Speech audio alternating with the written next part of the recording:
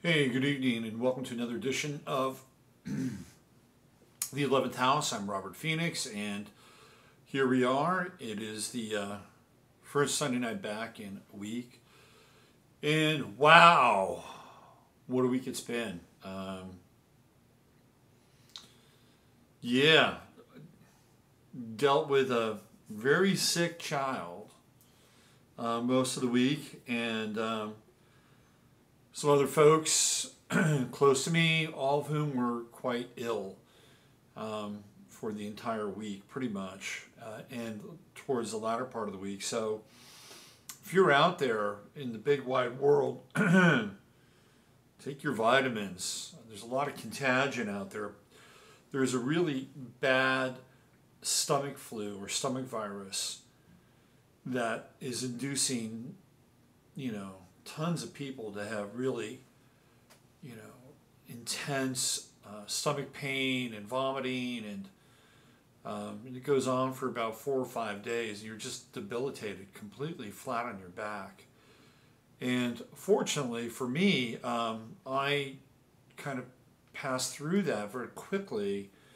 About a week ago, I could kind of feel it coming on a bit on, I think it was probably Friday of last week, and then I managed to get it out of my system pretty quickly. So, for those of you out there who aren't sick, take care of yourself, and for those of you who are, get fast real soon.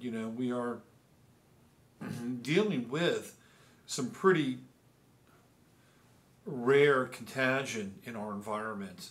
Some of you might have been paying attention to what's been happening in Madagascar, where literally there's black plague, which is threatening the entire island. And then, of course, Madagascar is just off the coast of Africa, off the east coast of Africa. It's near, kind of near Zimbabwe, South Africa. To the north is the Middle East, and to the north, sort of northwest, is northern Africa. So while it's not in kind of a major area or kind of shipping lane as it would be further north, it's still connected to between two pretty major continents. And I don't know if the Black Plague is airborne or what kind of airborne properties it would have. Certainly, if it was transported on a plane, it would be airborne. But it's just interesting to note that we're dealing with something that hasn't been around for thousands of years. It's literally been reintroduced. And it seems to me like Madagascar would kind of be an ideal environment in some ways if they wanted to test out a plague like this. It's kind of like the African version of Plum Island, which of course is where Lyme disease originated, because Plum Island is right across from Lyme, Connecticut, which is where the first case of Lyme disease was recorded. So obviously from an island perspective, it would be very tactical in a lot of ways for them to be able to see how a contagion like the Black Plague could spread, whether or not they could control it, whether or not they want to control it at all. Anyway, people who are throwing up do not have the Black Plague, but it might feel like it over the course of the 3 to 4 days that they're completely debilitated with. So anyway, take care of yourself. We've just passed through the Christmas season. Hallelujah. I'm sorry, Thanksgiving. Hallelujah. And I wasn't here last Sunday night, so I didn't really get to give thanks to the people that I'd like to give thanks to. First and foremost, I couldn't even breathe without Creator and creation operating through me. I mean, that's just a plain fact. So I'll just start at the top of the pyramid and give thanks there for the life force that I have, and the gifts that I can share with people, and the gifts that are shared back with me through other people, and this little invisible community that we seem to be participating in on a weekly basis and on a daily basis at times. So, as they say, all praise goes to the Most High. And after that, I'd like to just give thanks to every single one of you who are participating with me on a Sunday night basis, on a daily basis. And, it gives me a great deal of meaning and value for who I am and what I can do and bring to this format, however humble or small or whatever contribution I'm able to make. This is like going to work for me. It's like getting up and going to the office, and we all need something like that. And without the reciprocal process of people in here, in this experience, it would be nothing. It would be just a solipsistic moment. So thank you for all of you for participating, for learning, for growing, and even supporting this venture that takes place 6 out of the 7 days, Sunday through Friday. We take a break on Saturday for the Sabbath. So thank you all, and and I'd like to, and I don't talk about her very much because I'm a pretty private person, and it's been a process of mine. But I really want to thank my girlfriend for the last year and a half, Kim, who's been it's been a real growing process, and not always easy. Been going through a Pluto Moon square. In fact, we both have moons in Libra, and Pluto's been squaring both our moons. So it's been a very intense ride and a lot of growth and a lot of growing up. And so I just want to give thanks for that process as well. I don't often do that, and the support and the care and the love that comes down the pipeline. So thank you for that. And my kid, I want to thank him for being, part of my life, though it's not always an easy part. And he's coming into adolescence, and there are certainly some things happening in that realm. And I've got this Neptune-Pluto opposition going on. I'm sorry, not Neptune-Pluto, but Neptune conjuncting my south node in my 4th house in Pisces, which is his sign, and I'm learning a lot about Pisces as a result of this. So that's been a very interesting process as well. And I guess we have to give thanks for just about everything that comes into our lives so that we can grow and transcend and bless it and move through it. And even the really good stuff, the abundance and the joy and the productivity. We're in this season of Sagittarius where everything is expanded. We're going to talk about the Galactic Center tonight. I'm going to get to a few charts. I've got a viewer chart that I want to look at and go through, the chart of the moment, which we always do at the beginning of the week. Excuse me. And I'm going to have a chart of somebody who was born on this day, which would be Sunday, not Monday. It might be Monday in some part of the world. And so we're going to look at those 3 charts tonight as well. But we're in the season of Sagittarius. And Sagittarius is one of my favorite signs. I happen to have Jupiter in Sagittarius in my 1st house. It's a blessing and a curse. One of the maxims of Sagittarius is anything worth doing is worth overdoing. And trust me, I have practiced that more than a few occasions in my life. And another great Sagittarian maxim comes from the great Sagittarian himself, William Blake, which is the road of excess leads to the palace of wisdom. So there you go. There's 2 aphorisms and 2 affirmations of the effulgent nature of Sagittarius, which is both expansive and very, very powerful in terms of its ability to get us in touch with the higher voices and the higher levels of inspiration that exist within all of us.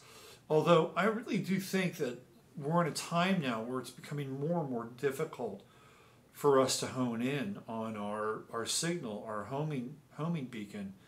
And the reason for that has to do with the fact that we are living in a domain that is electrostatically charged and gets in the way of our being able to really focus in on uh, the power and the silence, and that beam that connects us to the mind and the heart of God. I think it's a lot more challenging now than it has been in the past. And even our relationship to things like nature are becoming more challenged in some ways. And we usually go out to nature, or that's a place where we can find some form of inspiration, some form of meditation, some form of solace.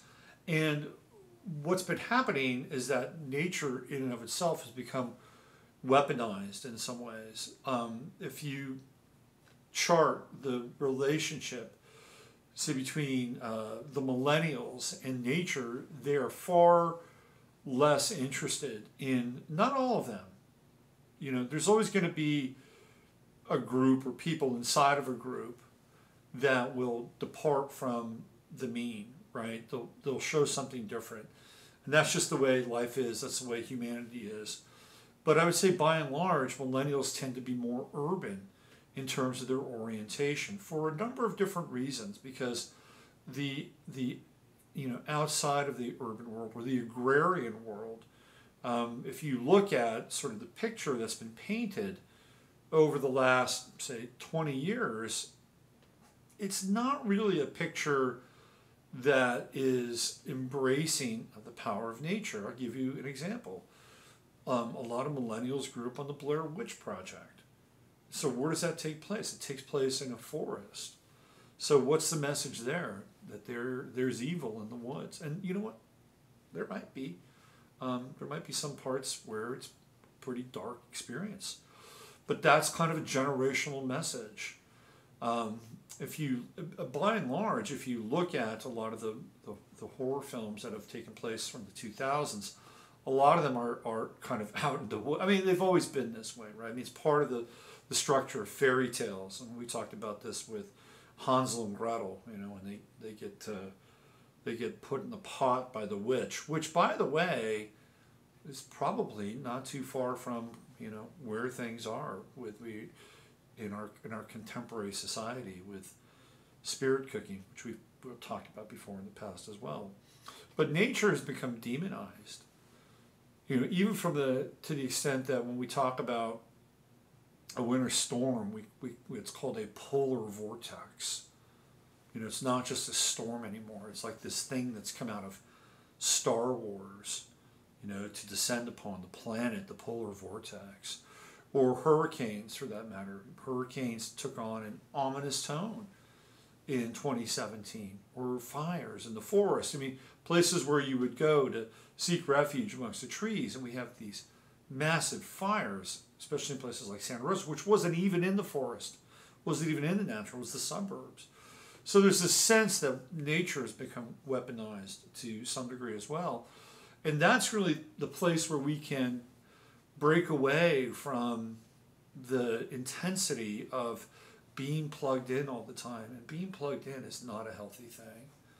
It's just not. I've seen the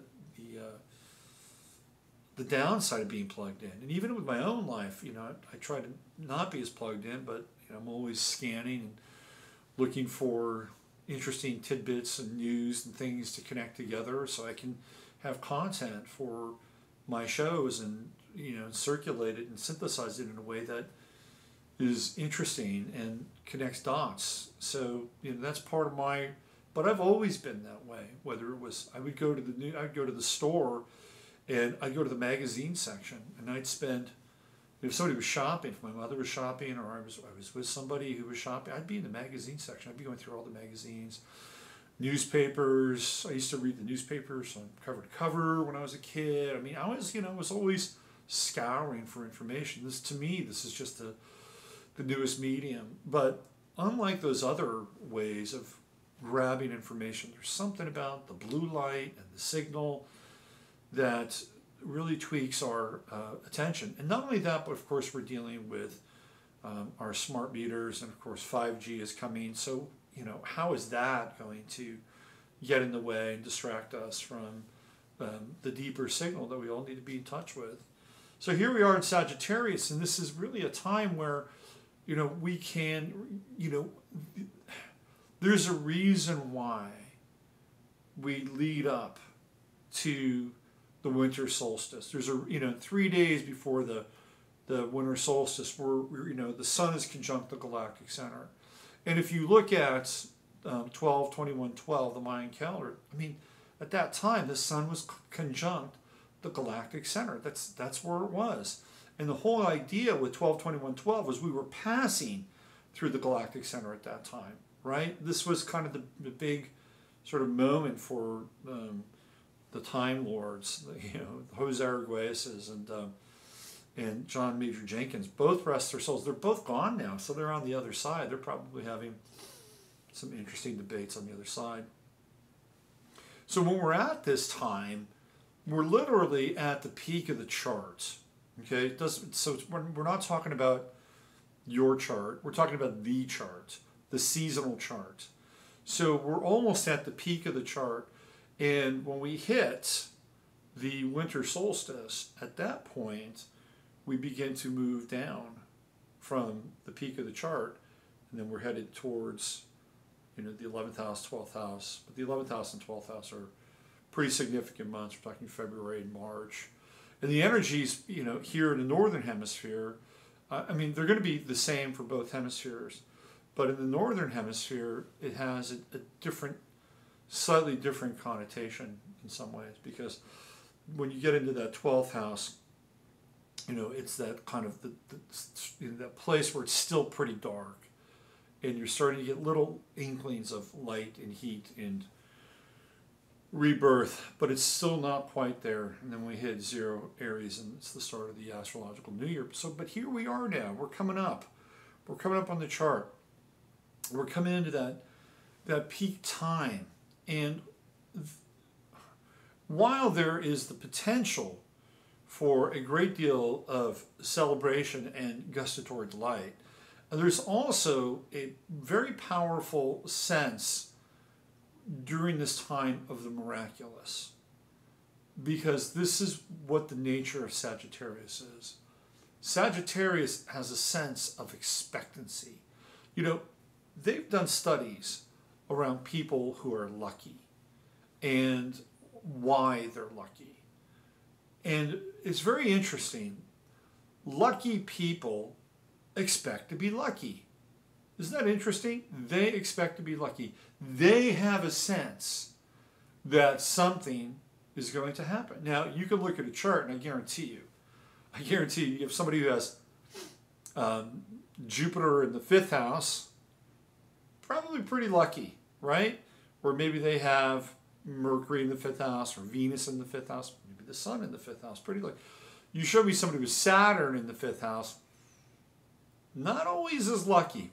And there's a reason for that, because we expand through Jupiter, right? And Saturn contracts. 1st house, it's the same thing. You have somebody who has Jupiter in the 1st house, they expect to be lucky, because that energy is moving forward into the world. It's part of their being. It's part of their identity.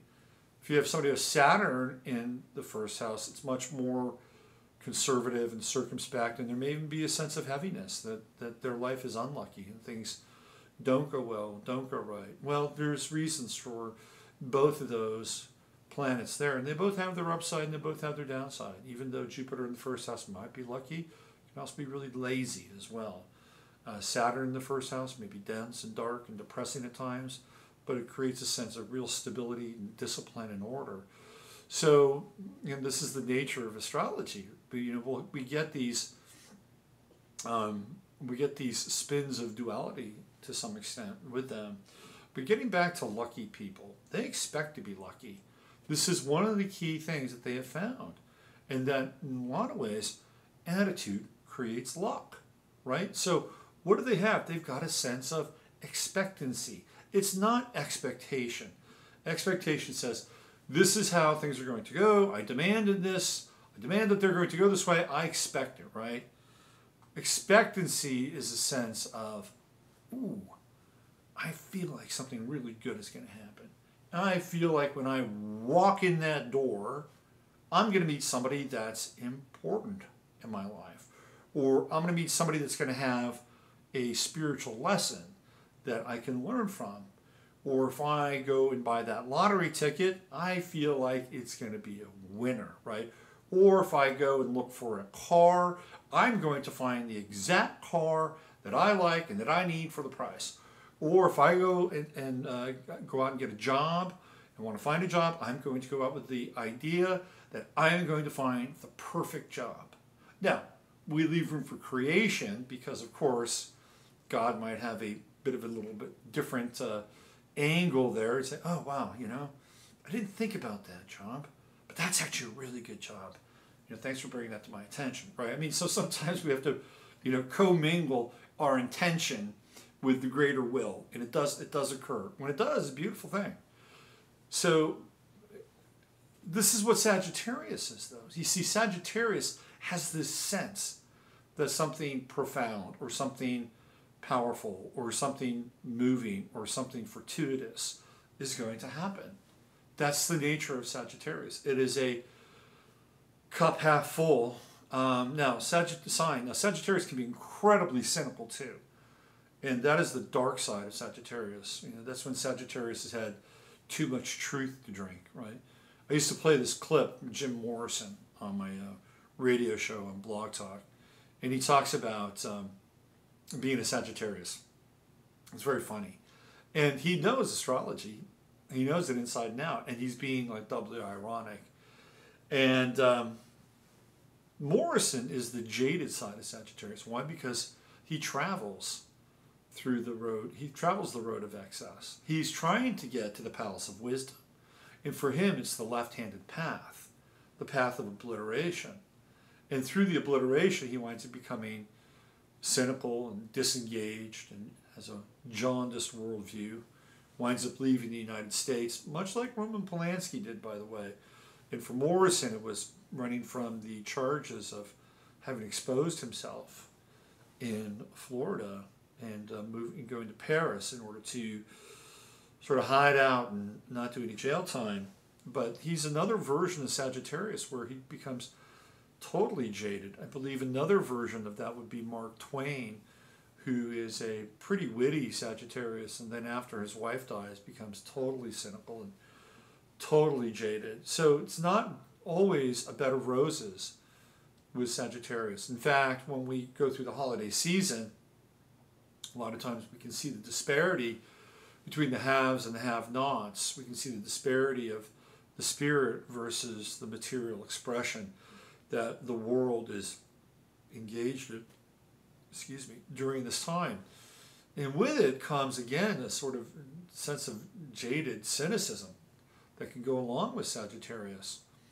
So what is the solution here with Sagittarius? Well, I would say that between now and the 21st of this month, so we're talking roughly, 25 days, I would say now is a really good time to amp yourself up, to get into the flow of Sagittarius. It's a little bit hard tonight because we've got a Pisces moon tonight, which I'll talk about.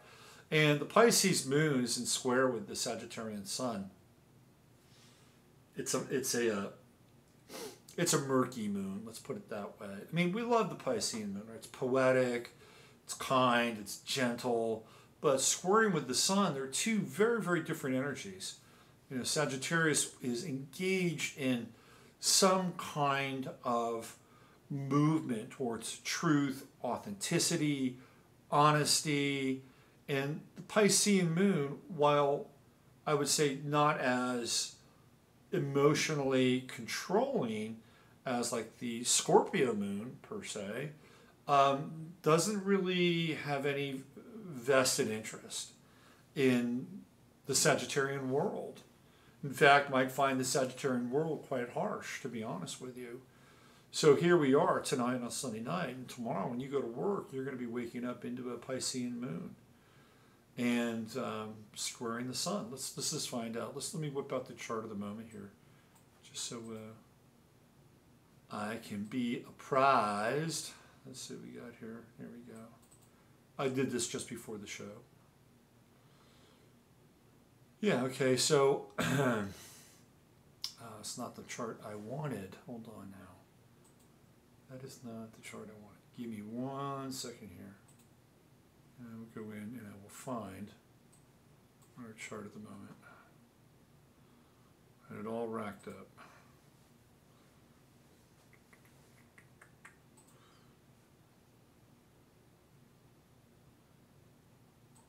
Here we go.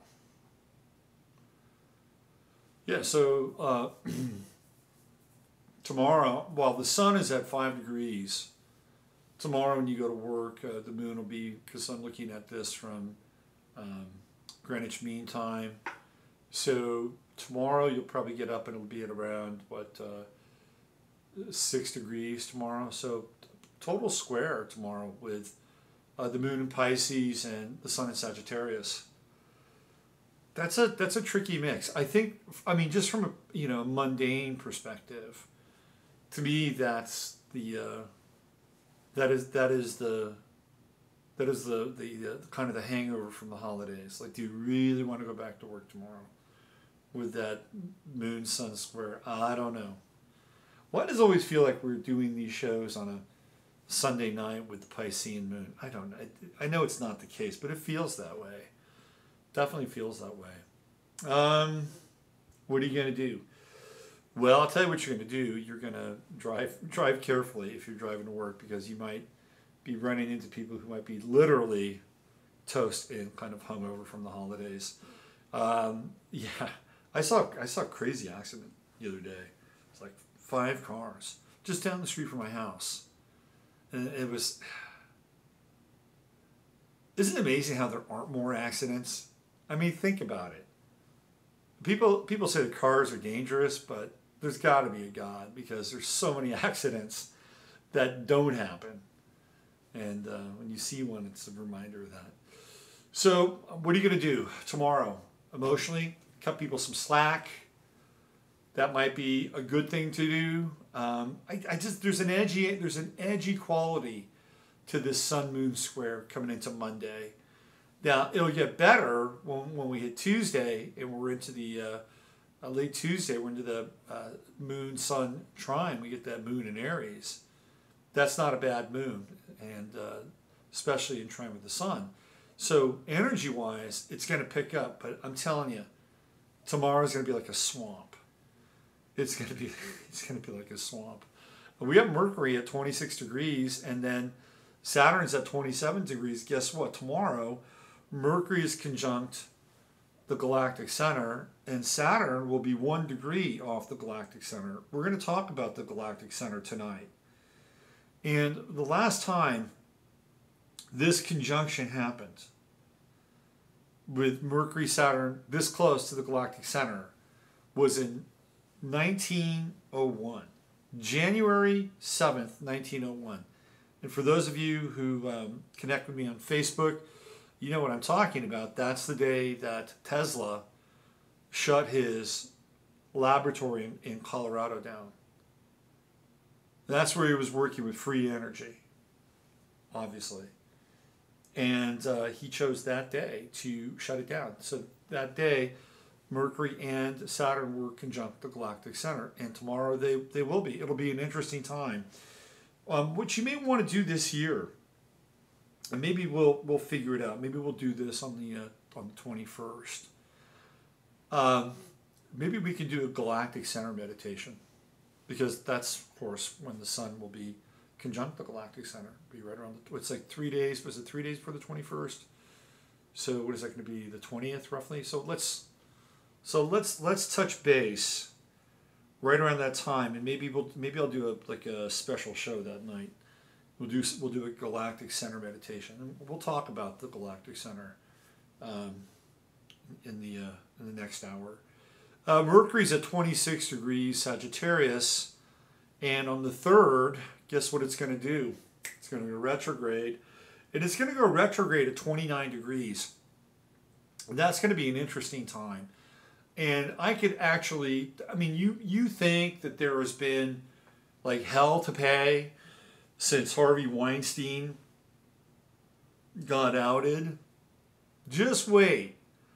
Just wait until this Mercury retrograde at 29 degrees Sagittarius pops on the 3rd. It's going to be very interesting. Very, very interesting. I think my sense is that people who think that they've gotten away with something in terms of the legal system, the political system, they are going to get another thing coming. I would say that there's going to be some, like for instance, okay, let's just look at this, right? Now, Hillary Clinton, what is she? She's 29, she's 28 Scorpio rising. And she's got Jupiter in Sag, I think at 2 degrees right off of her ascendant, correct? Now, Mercury will not be conjuncting her ascendant or her Jupiter, but it will be going retrograde in her first house, ultimately, because it goes back to what, I think 3 degrees, it goes 21 degrees, so 21, see 21 minus 27 degrees. So it won't be quite conjunct her natal Jupiter, but it's going to be moving backwards. And that'll be a very interesting event to watch, is what happens to Hillary Clinton after the Mercury retrograde. And I would say probably 10 days after it happens. Let's look at her chart. Let's bring it up here. There's 2 versions of Hillary Clinton's chart, by the way. I tend to trust the Sun in the 12th house version a bit more for reasons that I think we might all be able to intuit. Is this the right one? No, this isn't. This is. Here we go. Here we go.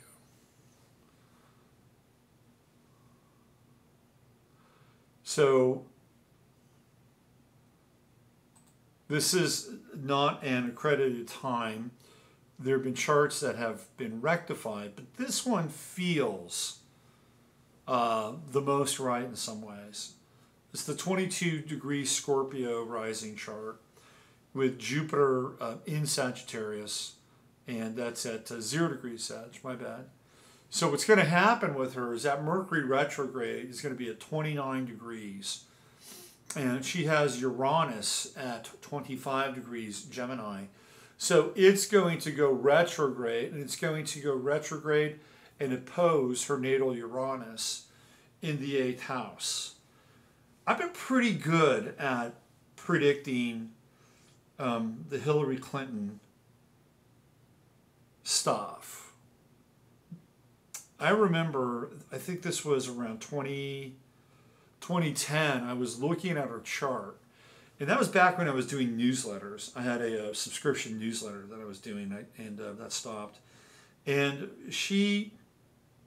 I looked at her chart, and I put this out, and I said, she's going to be going through a sex scandal because she's got that Uranus in the 8th house. And I was looking at the planets. Where was Saturn at that time? It wasn't in Cancer. I forget where it was. But that was the time that Wiener got arrested. And then we all found out that he was married to Huma Abedin. And I thought, this is interesting because I looked at her chart. I said, something's going to go down with Hillary. There's something about her sex life.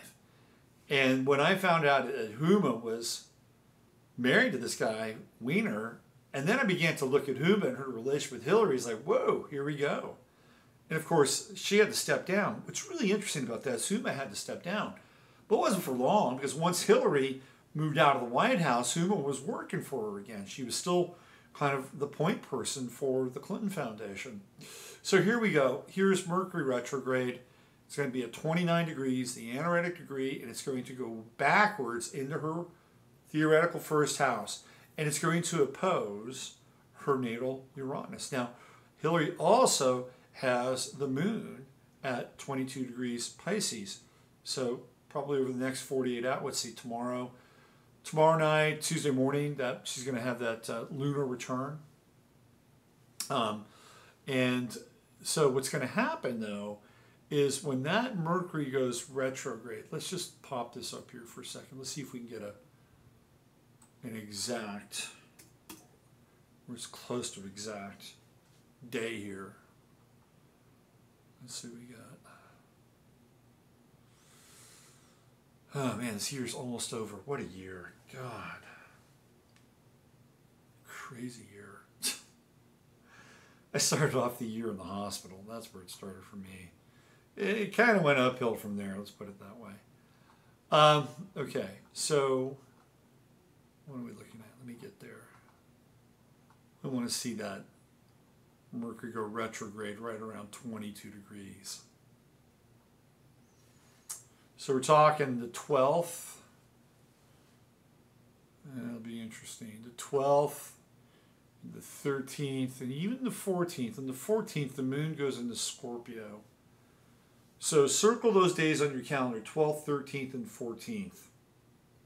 And write Hillary Clinton next to those days. Because that's when Mercury retrograde will be in her first house, opposing her natal Uranus, squaring her Piscean moon. Will the big indictment come during that time? Don't know. But she's in a world of hurt. They had her here in Austin recently at a book signing. And she had to be helped out of the van. This is a person that's not well. She's just, I don't know how she's going to run for president, let alone the PTA. Or something along those lines. It's just not going to happen. We're getting ready to move into Capricorn with Saturn.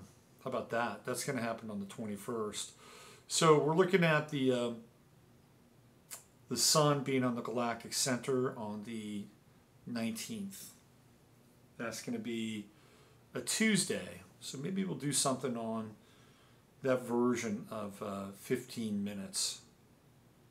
Maybe we'll do that. Where's the full moon? We got the full moon coming up on the 3rd. So that's when Mercury goes retrograde with that Gemini full moon. That'll be interesting. That'll be very interesting. We have Mercury in Sagittarius right now, the chart of the moment, which is what we've been looking at here, and that's Hillary Clinton's chart. Let me get back to the chart of the moment. Where'd you go, chart of the moment? Just had you up there. That's Richard's chart.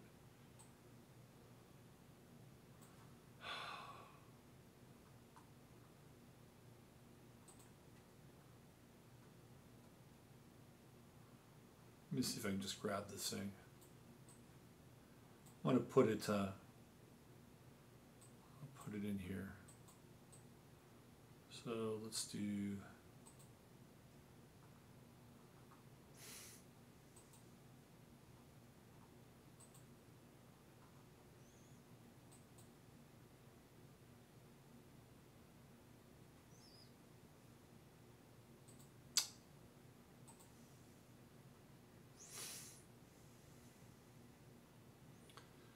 Give me one sec. What do you got here?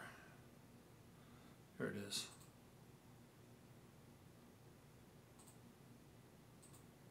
All right. So, chart of the moment. Here's me with my Eye of Horus. How's that? All my friends in the Illuminati out there. How's this? Okay, chart of the moment. Here we go. Let me move this way. Here we go. Okay, so where's our moon? It's right there. And guess what? Look at that. It's conjunct Neptune. Oh, God. Sorry. No. Oh, no wonder. Yes, I get it loud and clear. Moon Neptune conjunction. And as of the start of the show, Moon Neptune were in the 8th house, which is the kind of a house of secrets in some ways. Not quite the 12th, but it's in there. It's that sort of that dark zone. It's the underworld. And it's, of course, squaring the sun. So Neptune is also squaring the sun, which is not great for things like dealing with addictions, addictive tendencies. It's also not great for dealing with having to make declarative statements about who you are, what you're doing, what you're all about, what you've been up to. I mean, this is not a great aspect, Sun-Neptune square. So what you want to do is you want to let the sun kind of move past Neptune. But unfortunately, that's not going to happen for a few days now. So we're going to be in that Sun-Neptune square. It's going to challenge us. You know, it's going to challenge, especially it's going to challenge the mutable signs. Pisces, Sagittarius, Gemini. But it'll challenge a lot of us in general. I think this would be a really, really good time over the course of the next 10 to 12 days to try to stay sober. I'll be honest with you. You know, this is a pretty tricky aspect of the Sun-Neptune square. And we've had these Sun-Neptune squares, you know, since Neptune went into Pisces. So it's not like they're uncommon, but they come around. And it's hard during the holiday season because I guess people still want to celebrate. Although in our world, there's getting less and less things to really celebrate in some ways. And what if your life was really, really good? What if you were like just totally in love and engaged, and you had work that you loved, and you were getting paid really, really good money for it, and you know, you were in excellent health, and all these things were clicking in your life, and the rest of the world's kind of struggling. It's a bit difficult at times to, you know, be really celebratory. You'd be thankful for that, but it's difficult to be celebratory because a lot of ways there are people out there that are in a world of, I've been going down to downtown Austin a couple times this last week, totally shocked at the homeless problem. I've never seen, I've been here for 5 years and I've never seen it like this before. They're getting to this point where they're like San Francisco. San Francisco used to, well, they still do, they brought out these public toilets that, you know, flush themselves and clean, they're self-cleaning and all that stuff. So they're putting them now downtown Austin, so these people have a place to go to the bathroom and don't, you know, theoretically harass the merchants or anything. It's just it's a bad scene. So here we are. There's going to be a heightened degree of sensitivity with the Sun-Neptune square. I would say for at least the next week, easily. You know, I would say try to be as lucid as possible, and I would lay off alcohol for the next week with that sun, because just in general, right? I mean, that's going to be taking place somewhere in your chart, right? That sun is going to be going through a house somewhere in your chart. Neptune's already there, Neptune's there as well. So if you want to take advantage of the Sun-Neptune square, I would say lay off the sauce. Or if you have any other addictive tendencies with the Sun-Neptune square, because it'll be hard to be lucid. It'll be hard to be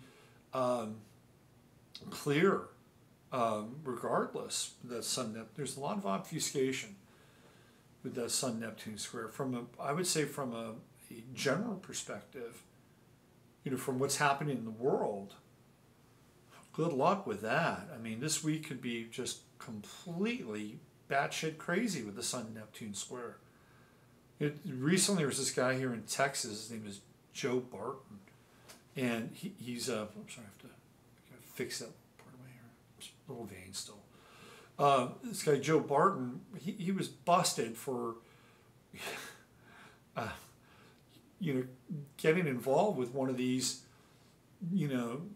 gals on a webcam, and he's masturbating on this webcam. He's a representative from Texas, up in the Dallas area. I think his main constituency is Fort Worth, which has 300,000 people in it.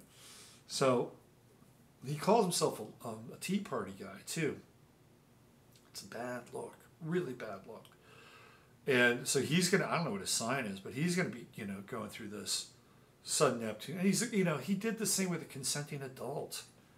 I mean, it's bizarre, it's like, did he, and I'm not making an excuse for it. I mean, he's a public figure, and people are, if you're a public figure now, watch out, man. knock on wood. You know, it's not the easiest thing to do. So he's a public, you know, especially in politics, these people have, you know, their foreheads in the crosshairs. But I mean, theoretically, he's a 60-year-old guy, and the woman on the webcam was not a 13-year-old girl; she was a woman. They had a consensual relationship in that moment. He was paying her money to have an experience where, you know, he was getting off. You know, I mean, is that the worst thing in the world? I mean, even if it was a Democrat, it's like, is that the worst thing in the world? Is that what we're doing now? Have we stooped that low in terms of our political acumen? It's terrible. It's terrible. I mean, you know, the guy probably have to apologize. Of course, he'll do that. Going to rehab. I mean, he's got a wife. He's probably got kids. You know, I mean, this is terrible. So what's really interesting is that there's this kind of invisible morality that's being impressed upon us. Because why? It's the all-seeing eye. It's Big Brother, right? Isn't that what we're talking about here? Isn't this like the new God? Isn't it omniscient and all-seeing? You know, replacing the God that, you know, that doesn't judge in the same way that man judges. It has its own form of judgment, but it doesn't judge in the same way. You know, what do you think God feels about this guy, Joe Barton? He says, "You poor son of a bitch." He wouldn't say that. He's God. But he would say, "You poor SOB. Look at you. Man, you strayed from the path." The path wasn't that you needed to go out and whack your weenie in front of a webcam. It's not really straying from the path per se. But you strayed from the path of righteousness, whatever that entails. You strayed from it. You gave it away. You gave it away, Joe.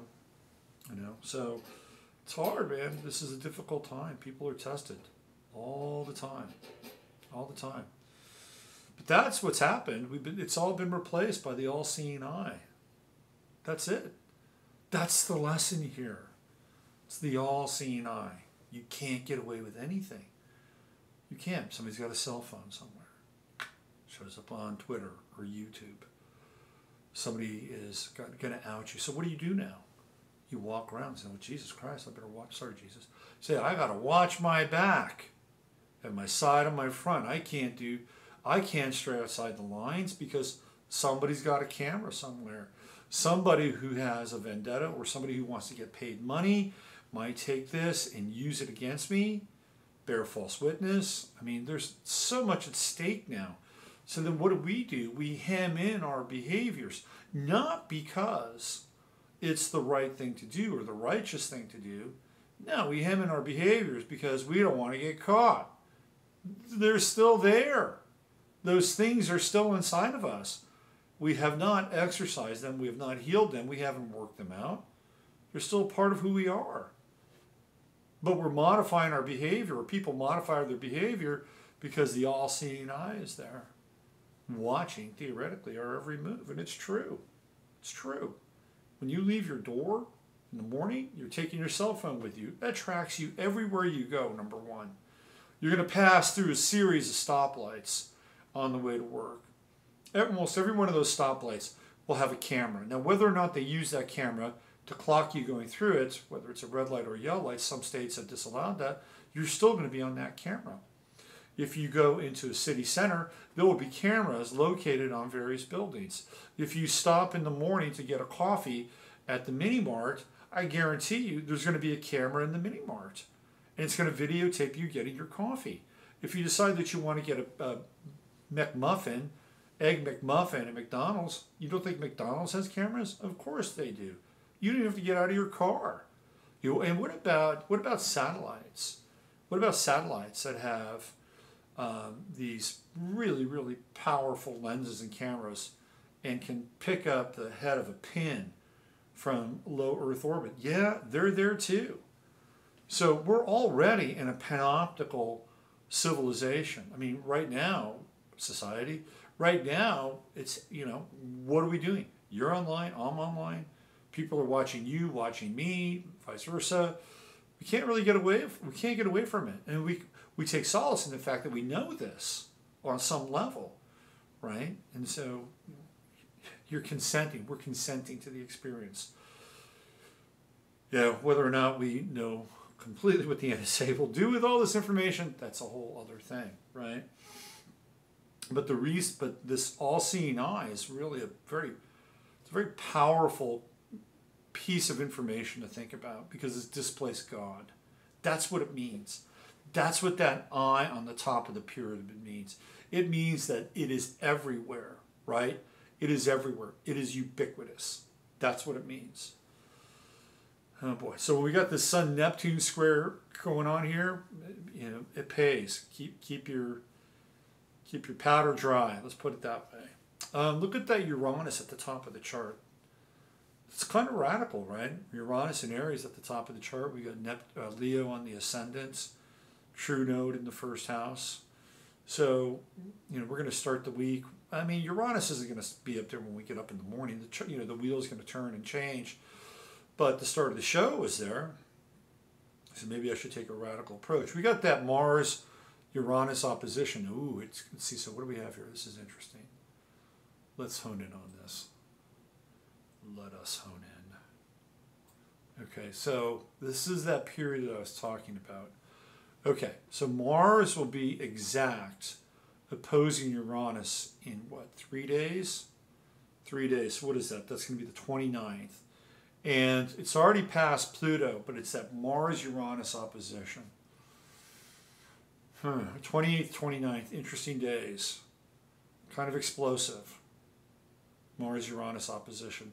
Mars and Libra, you know, social justice, you know, people wanting to assert their will to create balance in the world, achieve some form of balance.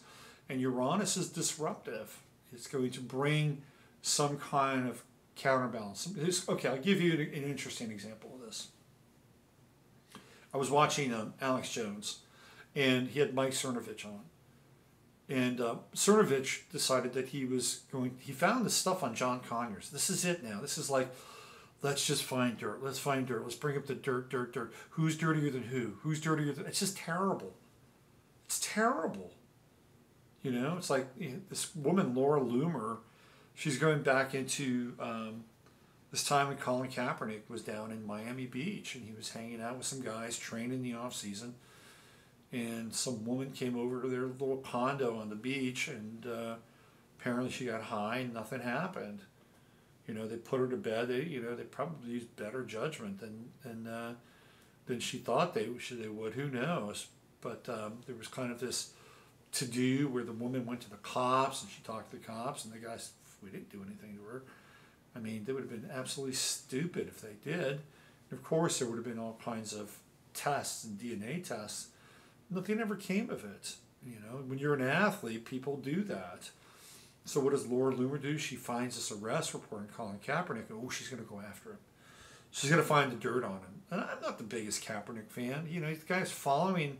You know, he's following his impulse. He wants to be an SJW. He wants to be a social justice warrior. He wants to be an activist. Go for it. You know, it's a it's a free will universe for the most part, right? I don't agree with this stuff, but you know, it doesn't mean he can't do it, right? Anyway, but he's part of this social justice movement.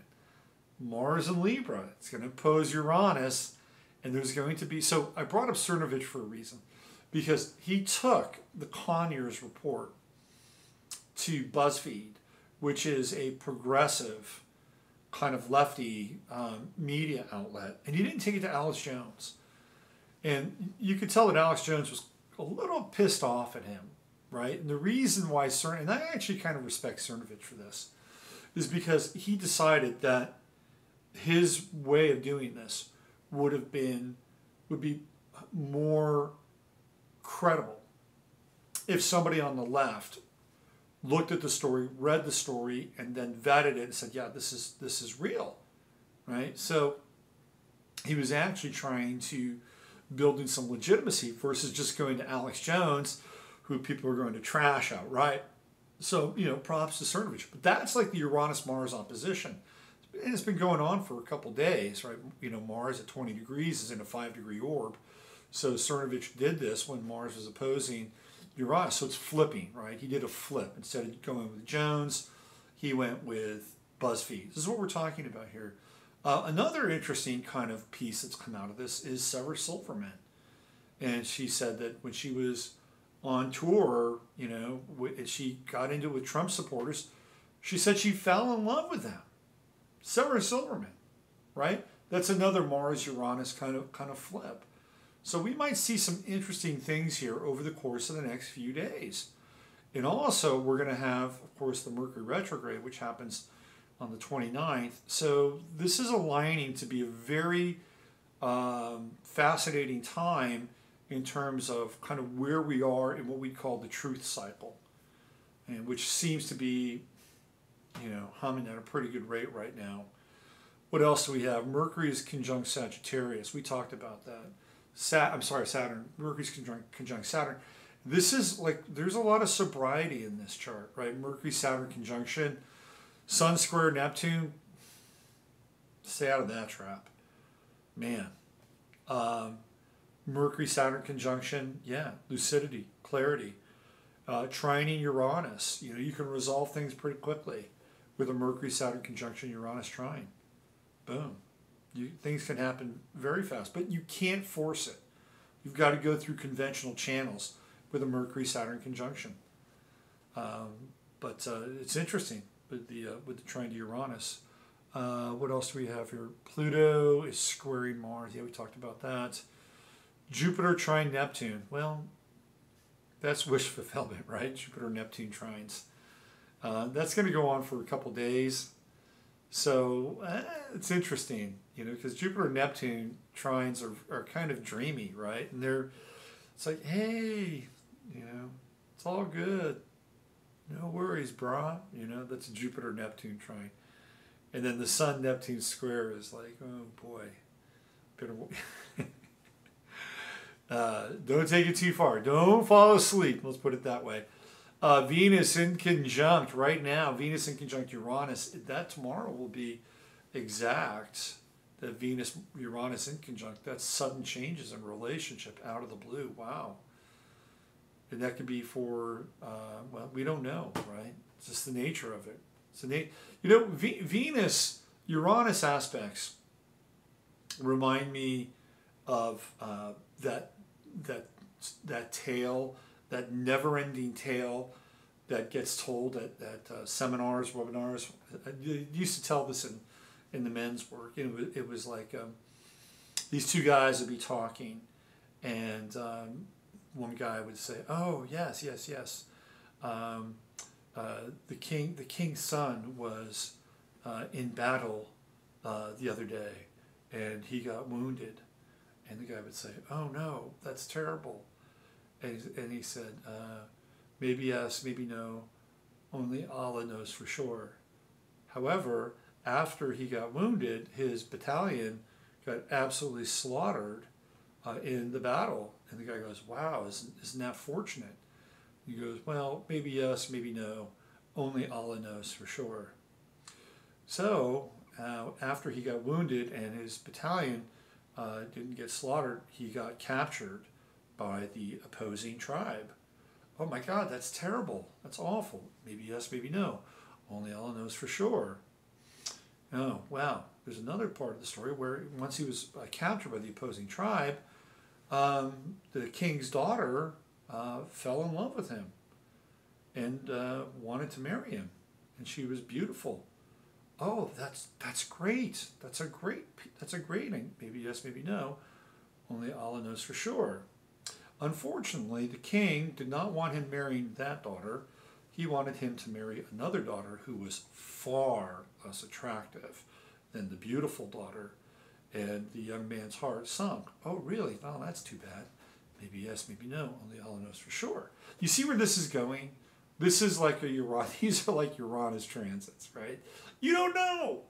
Something really crappy can happen under a Uranus transit. It might be the best thing that ever happened to you in your life. Like you could lose a job under a Uranus transit. It might be freeing you up for another interesting opportunity. You might have something really amazing happen to you with Uranus transit too, a sudden change of fortune and luck. Then all of a sudden you've got more responsibility. It's like winning the lottery, right? People win the lottery. Wow, isn't that great? And then they've got like all these hangers on. They've got the taxes. I mean, a lot of lottery winners' lives turn to shit. That's a really Uranus sudden kind of moment, right? So you don't never know. You don't necessarily know with Uranus. It's a really interesting kind of. I used to know this guy. He was a friend of mine. He had. This is what happens with people who have Aquarius. Or he's a double Aquarius. So you had Aquarius rising, Aquarian sun, Saturn in Aquarius on the ascendant, and the craziest shit would happen to this guy. I kid you not. I kid you not. Like one time, he came home from work. He was staying in this apartment. It was two bed. It was a two-story house, and he had like a little kind of grandmother's apartment kind of built into the bottom of this house. And you have to go to the side. I used to go there, hang out. You had to go to the side of his house, and then kind of go into his place from the back. And there was a pool there. One day he comes home from work, and he lets himself in, and he sees a body floating in the pool. And it's the woman who owned the place. Young woman committed suicide. He had to call the cops and all kinds of, So then he had to move out of the house. And well, he wound up getting another place. It was closer to a friend. It's that tale, right? So then one day he's driving a limo. He's driving a limo, and he's on his way back to the limo barn, and this woman sideswipes him and flips him over. He's got to get cut out from the straps. I mean, he's fine. He's got some back trauma and stuff, and he winds up getting into a suit with a guy who ran the limo company. He got a settlement for $50K, and he wound up giving, his lawyer got, I think, like 15 of it. He walked away with like 35. I think the lawyer got 20. He got 30K. Plus, he got all this rehabilitation, and he was on disability. He got checks. I mean, it was a great period for him, really great period. And then, then another thing turned. The Uranian thing turned again. It was like, so interesting to watch this Uranian action in this chart. And it's usually with somebody who has Aquarius rising or has Uranus in the first house. Just weird shit happens. And then their life pivots. Well, here we go. We've got the Venus inconjunct here over the course of the next couple of days. Well, out of the blue. Your relationships can, do 180s or change dramatically or radically. It's an interesting chart at the moment. What do we call this? This is almost like a bold chart, with the exception of no planet being in the 7th house, or else it'd be a classic bold chart in that way. All right, let me check in with you guys in the chat room. I haven't done that yet. See what's going on in there. I've been enjoying connecting with everybody in the chat room. I just have to find you. Where did you go? Did I lose you? Where did you go? Oh man. Hold on. I think I lost people. Yeah.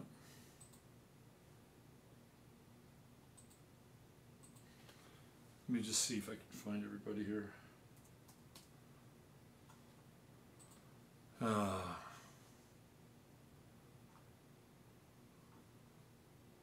The vagaries. I know everything's being recorded. I lost the link.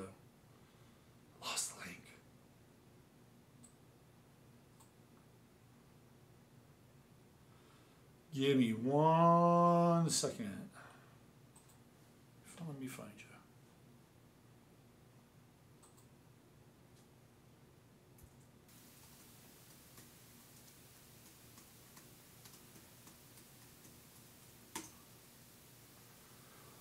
Okay.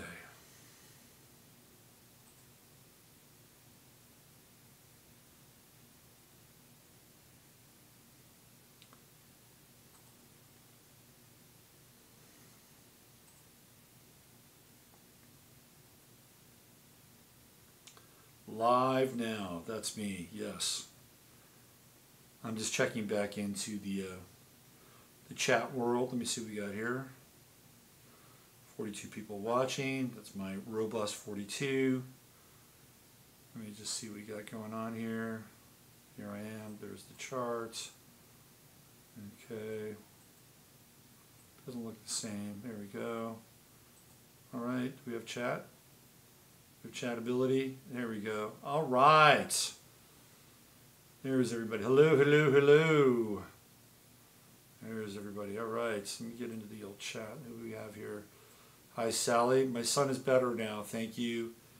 It was a haul. There's Suze. Hi, Suze. Hi, Christine. Hello, Brian. There's Kathy. Hi, Kathy. Hello, and there's you feeling like a different dimension. Yeah, it feels that way, doesn't it? Let's see. As a Saggy, I feel I've gorged on the truth, but still kept a sense of humor. Yes, that's true. I know you have. Linda. Hi, Linda. You have to have a sense. It is. It is. Yes, okay, so we get the Sun-Saturn conjunction, not so sunny. No, that's true. What else we have? Hillary is running out of her lucky stars. That's true. Let's see, who else do we have here? Hi, Kathy. How are you today, Kathleen Werner? Nice to see you. Mars opposite Uranus. Austin, always known for homeless. Yeah, you know, when I was here, Alyssa, they were living in other parts of Austin. They were. It was not assembled like the Army of God, or you know, I mean, it's just. Or the army of the homeless. You know why I say this? When I first got here to Austin, let me get rid of this chart. Let me get rid of this chart here.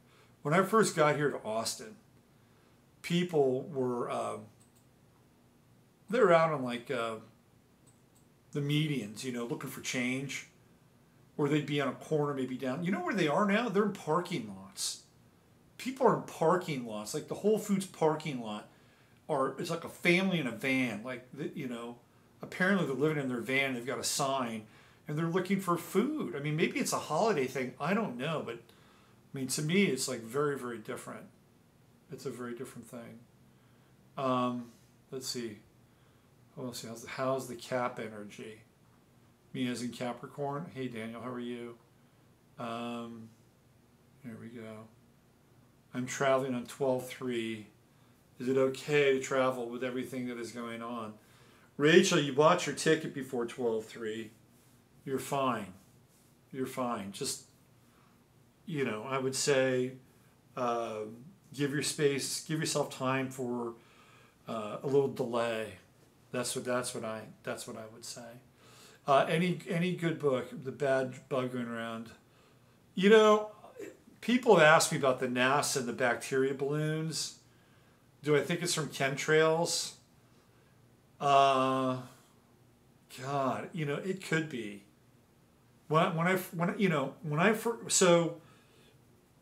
first like hit, I mean, I was just thinking about how many people are coming into the country from Central America, and I know for a fact what they look like. Hey, John, nice to see you too. I know what people look like when they cross the border, and they are a freaking mess. Okay, they're a mess. Most of them have lice. They've got worms. I mean, these are people that have, you know, literally gone through shit to get here, and most of them aren't vaccinated for anything. And not only are we getting people from Central America, but of course we're also getting people from North Africa. We're getting people from parts of the Middle East, but mostly North Africa. So we have a lot of strains of various bugs and viruses that we have not seen before, or if we have, we haven't seen them in a long time. So what happens if we have that stuff that's in the air? And what if it's commingling with the aerosol dispersant from the chemtrails? I mean, we don't know how this stuff is going to interact with one another. We just don't. I mean, they could be producing novel viruses for all we know. So I would say, you know, take care of yourself. Absolutely take care of yourself to the best of your ability. So somebody asked about a book. Any good book recommendation would be useful for the ones going through a spiritual awakening during this cosmic energy. Yeah, I would say I'm a big fan of John Lash. Find anything you can get from John Lash, because he does a really good job of getting into the archonic stuff. And then Richard Tarnas is another really great astrologer from a generational perspective and outer planet perspective. So anything by Tarnas and John Lash, I would highly recommend. Okay, why don't we do this? I want to get into a chart of somebody who wanted their chart read, which I said I was going to do. So let me bring that up, and let's do this.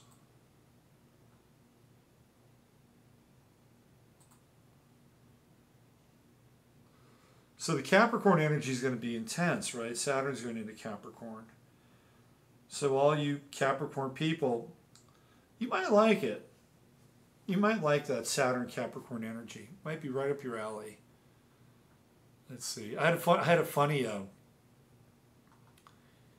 really funny reading today. Really great guy, and he has his true note in Capricorn. He wasn't happy about that. And his idea of Capricorn was, isn't Capricorn the kind of energy where they get on top of the mountain and somebody tries to get off, they knock them down, or if somebody's like walking on the street and they slip and fall on ice, isn't it the Capricorn that laughs? I thought that was very funny. He did not have a particularly high view of Capricorn. And, I think maybe a bit of a misguided view, but hold on, where are we? Where did you go, man? I gotta find Richard's chart. Hold on. Just see here. I just had it. Chart of the moment. Who's this? Let's see. Let's get rid of that chart.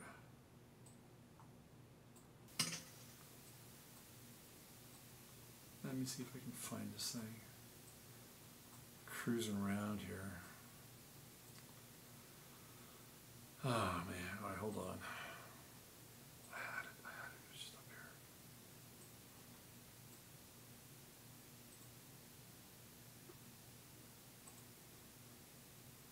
Let's see, here we go.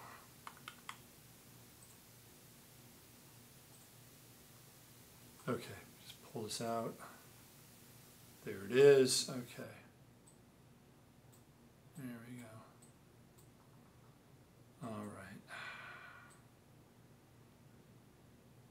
2GW, yes.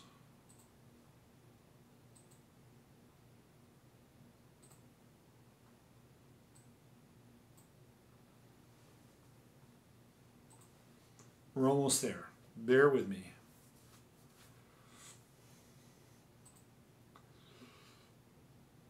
Voila. This is Richard's chart. By the way, feel free to chime in, because I know there are people in the chat room that are studying astrology and know a fair amount, especially Linda, who's an ace. So you can chime in the chat, and that'll be a part of the record for this chart. So I'll take a crack at it, and you guys take a crack at it. Here we go. We got Sagittarius rising. The first house is unoccupied. It's an open house. So open houses to me tend to, even though there's nothing there, they're almost like free spaces inside the chart. So you can kind of fill it in. I mean, there could be an argument made that having an open house might be better than having, say, a malefic planet inside that house. So having a free space or an open space in the first house, especially in Sagittarius, could be quite liberating, right? You kind of get to create your own sort of personal stamp on it without any kind of interference with the sign. Now, part of that first house is Capricorn. So there's a sense of responsibility underneath that that kind of happy-go-lucky Sagittarian, attitude and perspective and outlook, there's much more of a sense of gravitas than, say, like a full-on Sagittarius first house chart, where it's really all about the actualization of self towards some higher philosophical realization.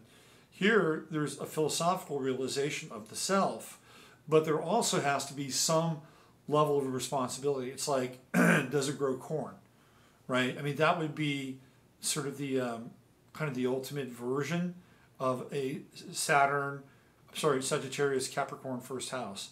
It would be fired by inspiration, but beneath that, there would be a drive to somehow actualize that in a tangible way. Because what is Capricorn? It's an earth sign. So it must manifest itself in some form of materiality. So in essence, the philosophy has to pay, or else it doesn't work, right? The philosophy has to pay the bills, or else all it is something that's interesting, but it's not useful to the Capricorn aspect in the first house. So where's the sun? He's got a sun in Leo and Venus in Leo in the 8th house. It's hidden and tucked away.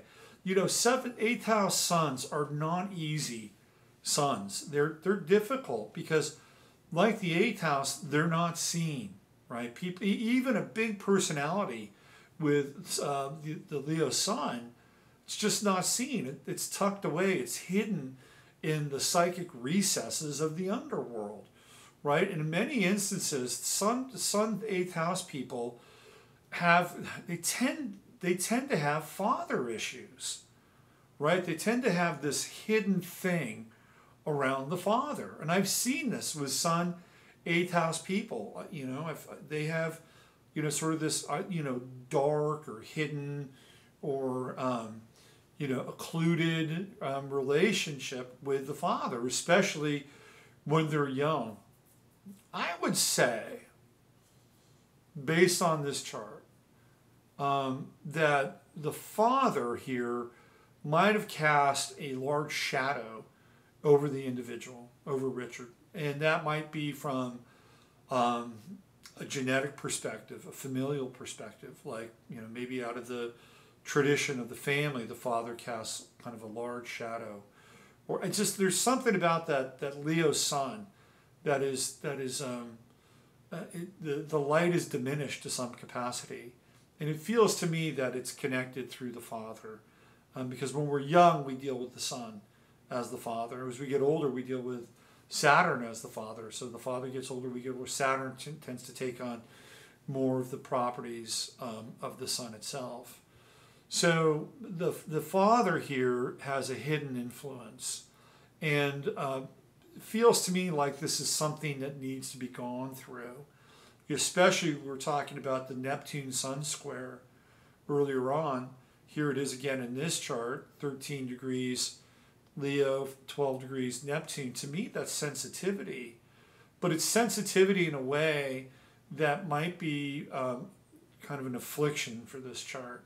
And that the sensitive nature of the individual would keep them, or Richard would keep him in the 8th house more, because that would be a much safer place to be, behind the scenes, the power behind the throne. Or in this case, with Leo, it's like the throne that is hidden and occluded in a state of, I wouldn't call it abnegation, but it's sort of like occulted power in some ways, right? That the power itself isn't direct.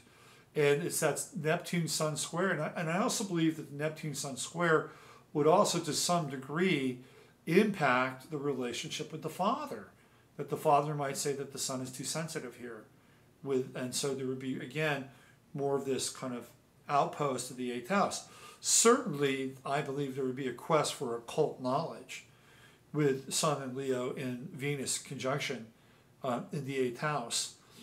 In terms of sexuality, that would be kind of interesting with Sun, Venus in the 8th house in Leo.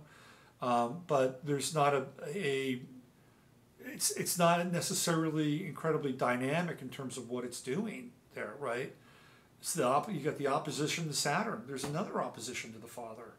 So I would say that this is, that this individual would have to work through some very deep psychic issues as it relates to sensitivity, as it relates to judgment, as it relates to even the judgment of the Father. Now there is a way out, right? So the way out is that Mars up on the midheaven. And, you know, that's where Venus can, it's through relationship. It's through relationship and connection that Richard can find a way out of the 8th house.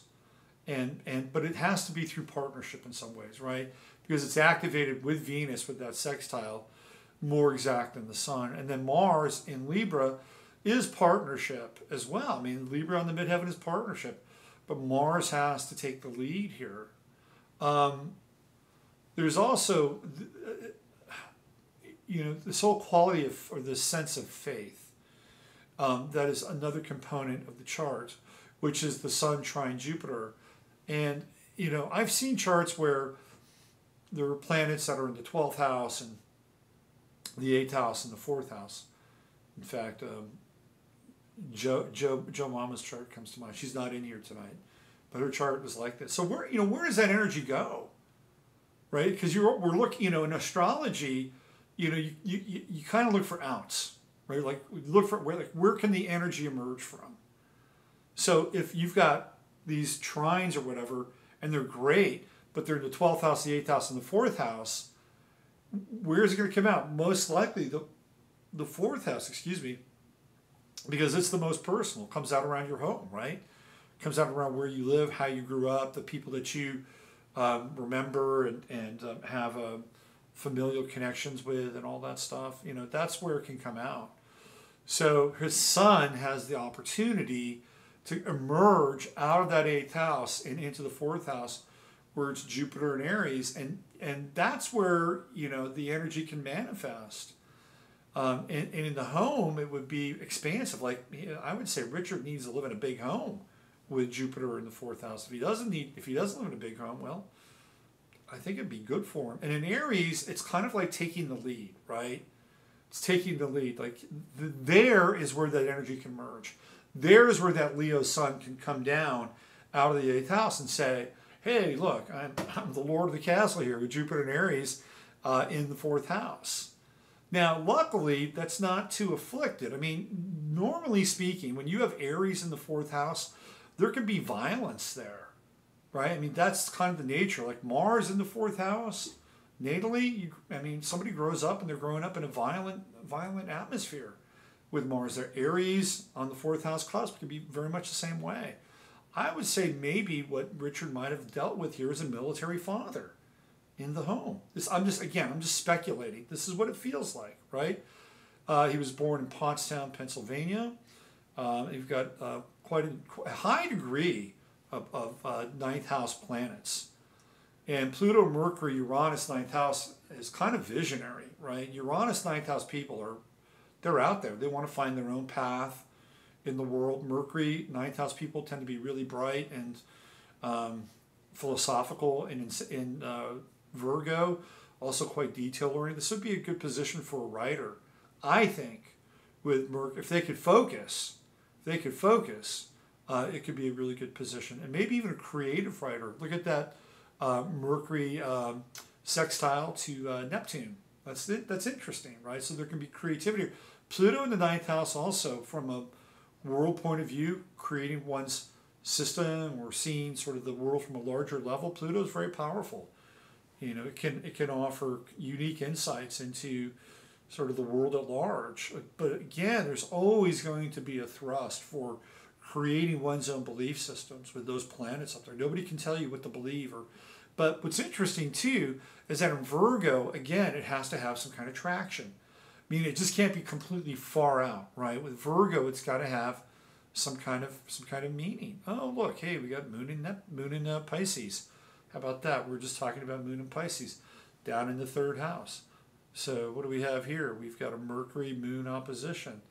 Well, Mercury in Virgo is what? It's rational. It's literal.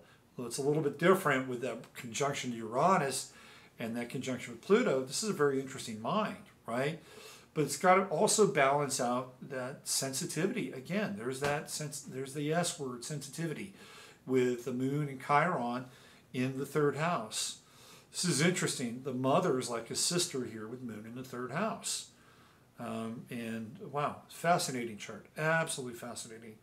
And Chiron in the third house is, it's the wounded mind.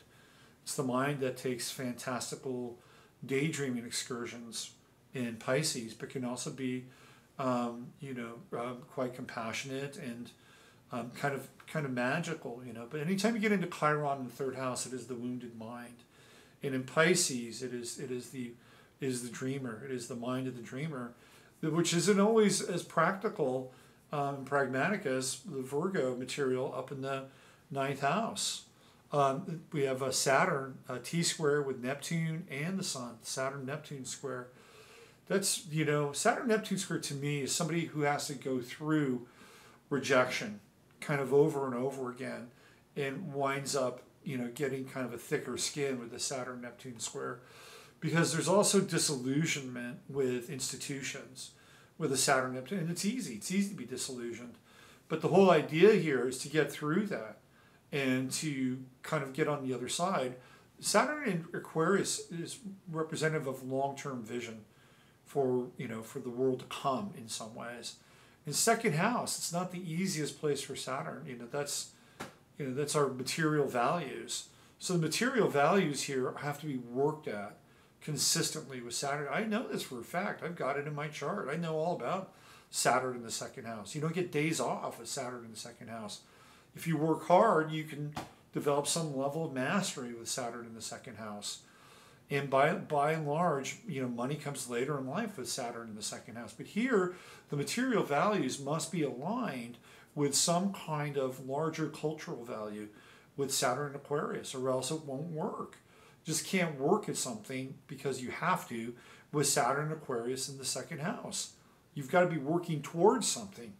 And so hopefully the two of them come together. Now, Richard is also, I believe, an astrologer, if I'm not mistaken.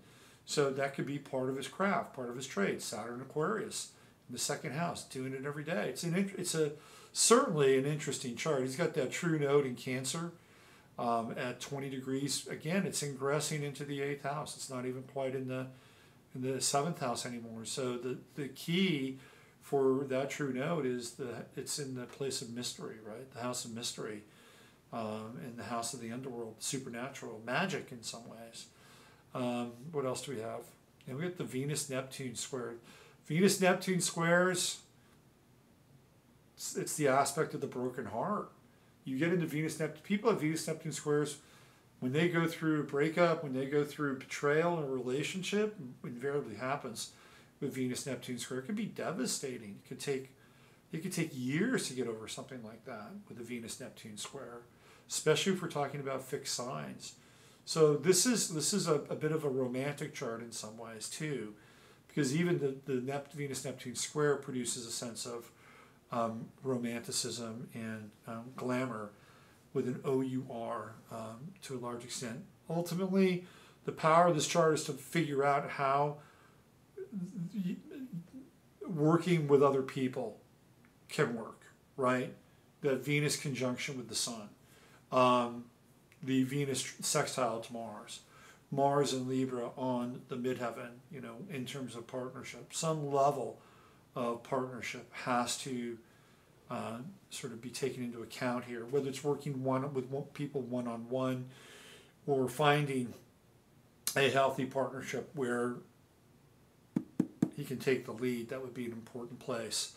Neptune in the 11th house is great for interesting friends, but it's not the easiest place for friends either. I mean, you can have shady friends with Neptune, like I have Neptune in the 11th house, and when I lived in California, I had artistic friends I used to hang out with, musicians and psychics and all kinds of people. That was my network, but they weren't always they weren't always the most dependable. Let's put it that way. So yeah, you can have fun with Neptune in the 11th house with interesting people, but it's not always easy to count on them, for sure. So Richard, I want to thank you. You have a biquintile with Mars and the Moon. That's interesting. That's like find your hidden passion. If you can find your hidden passion with Mars Moon by quintile. You can unlock that. There's your Mars, yeah. It might be through another person. Okay, well, thank you, Richard, for submitting your chart. We try to do at least one of these a week on the show. So I've cycled through a few. So if you feel like sending a copy of your, if you feel like sending just your coordinates, you can do that. My email address is rpm1122@zoho.com. Let's see what the peanut gallery has to say about that chart. Let me just jump in here. What do we got?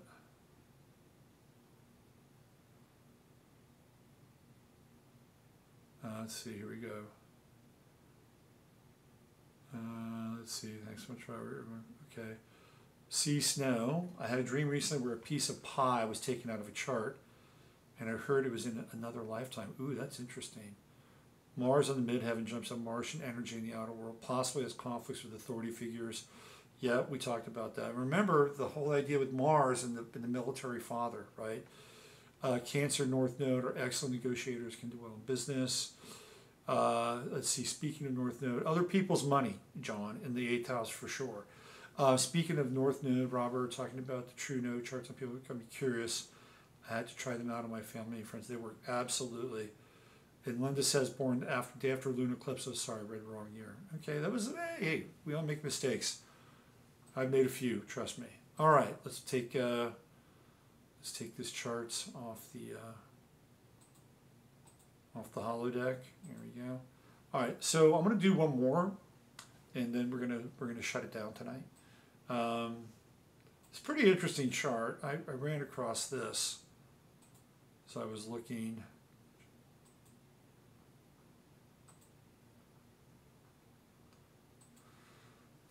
This is a chart for today.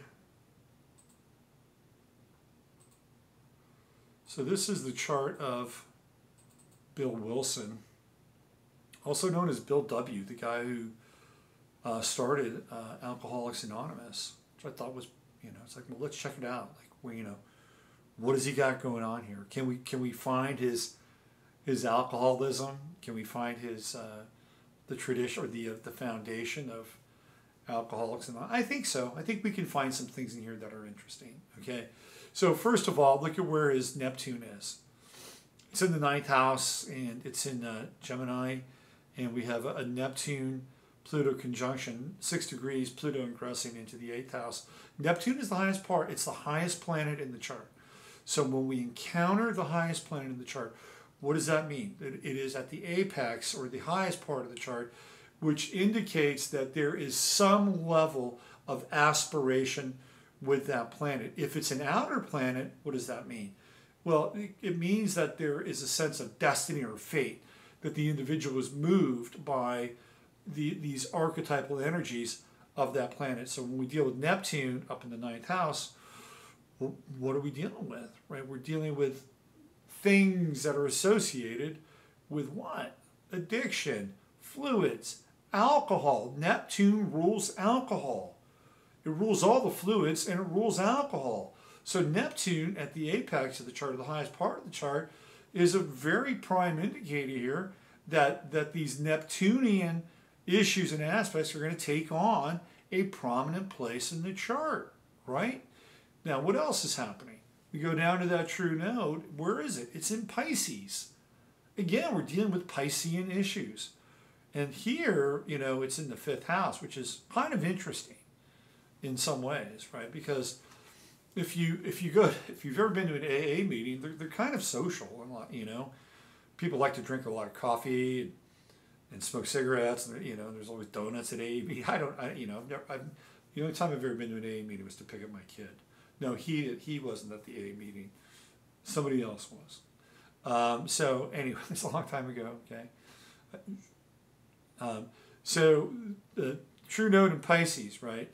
It's in the 5th house. So there's a love, right? That's the 5th house. It's love. We find things that we love in the 5th house. So in his chart, it is the Piscean effect. And when we get into Pisces, what are we talking about? We're talking about the Godhead, right? It's everything. It's the Alpha and the Omega. It is the moment of clarity to the moment of epiphany, right? Moment of clarity. The moment of clarity is like, wow, man, I'm really messed up. I need help. That's the gutter. That is the bottom of Pisces. And then you rise up to the higher power, right? Theoretically, it's the higher power that gets you through that cycle, out of that cycle. So, true note in Pisces, there's a love for Piscean activity. You know, could it be saving souls with Pisces? Maybe. And what else do we have? We've got Moon in Pisces. There's that Moon-Neptune square again. We've been talking about this Moon-Neptune square all night. Moon in Pisces, you know. Of course, it's going to kind of come up in this guy's chart because here we are. He's born on this day. The moon's going to show up right around here, right? I mean, it's how it works.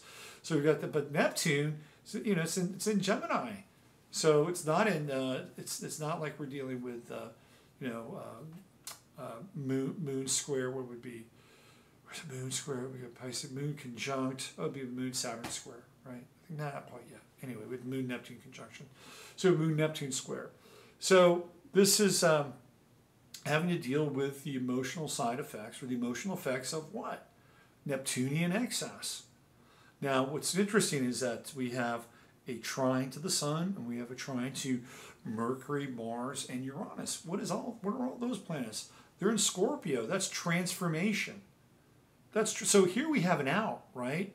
And that moon is in the 6th house, so that's in service.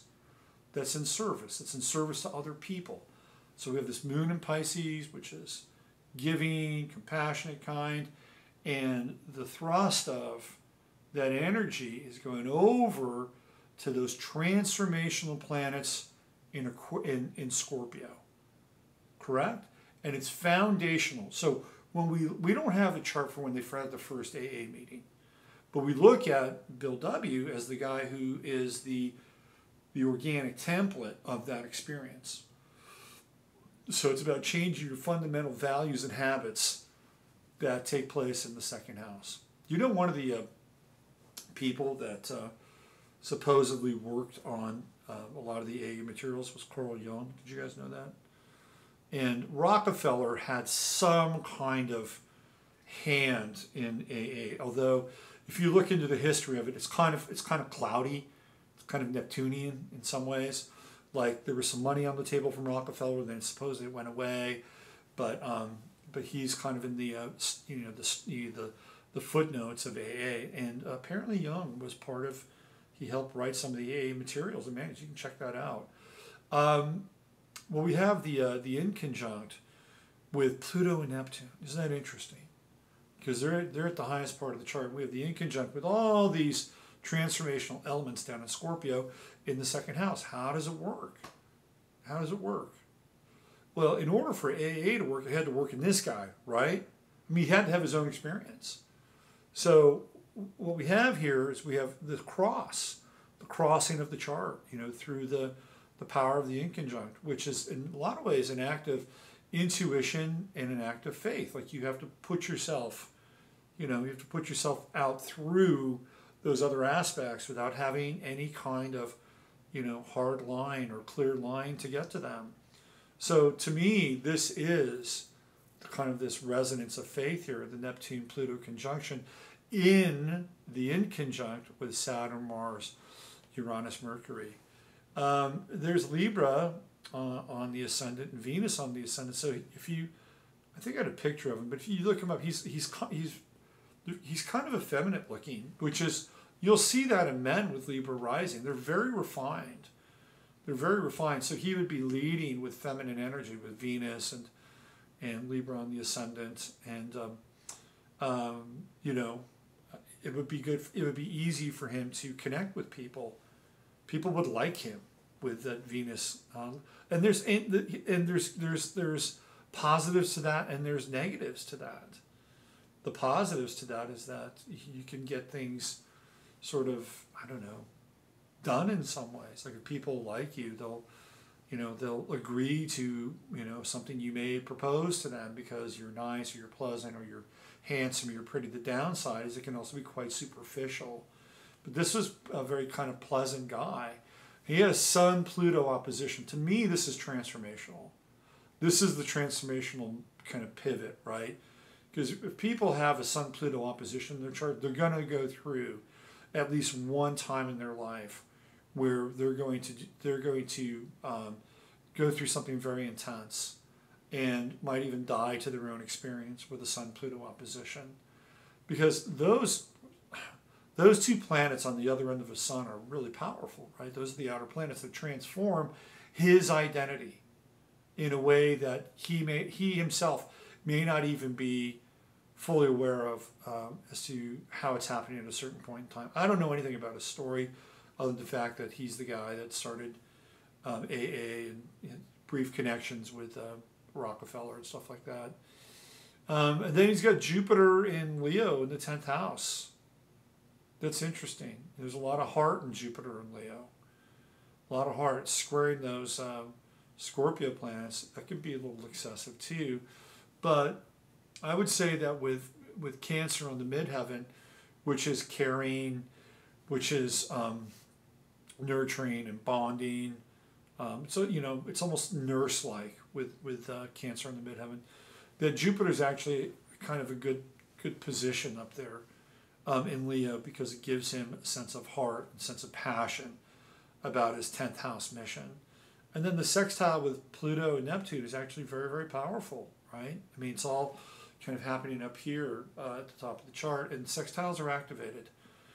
They are activated. They are things that we get to learn about in this lifetime. Yeah. So there you go. There's Bill W's chart. I thought I'd just throw that out there for you guys tonight. All right.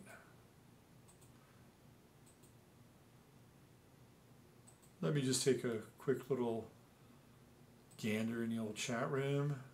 Okay. Okay. Who's picked me? Marina. Oh, hi, Marina. Pick me. Send me your coordinates. Okay. Well, I think that's about it. What time did we sign on here? 10:30, 11. Well, almost 2 hours. That's not too bad. It's 12:12. I think it's a good time to sign off. Okay, let me give you a few pieces of business here. First, I want to thank everybody for coming into the chat room and being part of the live stream. I really appreciate that. And what else we got going on? I've got some holiday specials at my website. Really good, some really good value for more than one reading. I've got a 3-reading package. Half-hour readings. You get 3 half-hour readings for $140. It's a really great deal. If you want to give out readings for Christmas or the holidays, I've got 3, 2, 1. I've got 2 readings. I've got 1 reading. I've got $15 off of my hour-long reading. These are going to last for a while. They're going to be up through the holiday, pretty much. Hey, if you want a last-minute gift, there's nothing like grabbing an astrology reading. But I will get busy after the first of the year, so. I'm just letting you know. This is only going to happen in 2 areas. Okay, just 2 areas. It's going to be here on this show and on tomorrow's show, and also on Facebook. I'm going to have a 48-hour period. 48-hour period. 48-hour period. Where I'm going to take $50 off of my course. So if you want to sign up for my course, which is a 16-hour astrological course, and you get the labs, you get the lectures, the whole 9 yards. For the next 48 hours, I will take $50 off of that course. But it's only going to be through this show, my show, and Facebook. So this is my kind of special to you guys in this realm. Won't be on my website.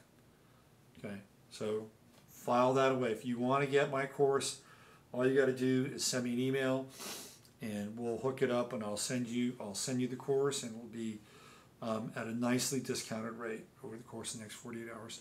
We've got the webinar coming up with Saturn and Capricorn. I think that's in a week or 2 weeks. I think it's in 2 weeks. I'll have more information on that, and that's about it in terms of upcoming events.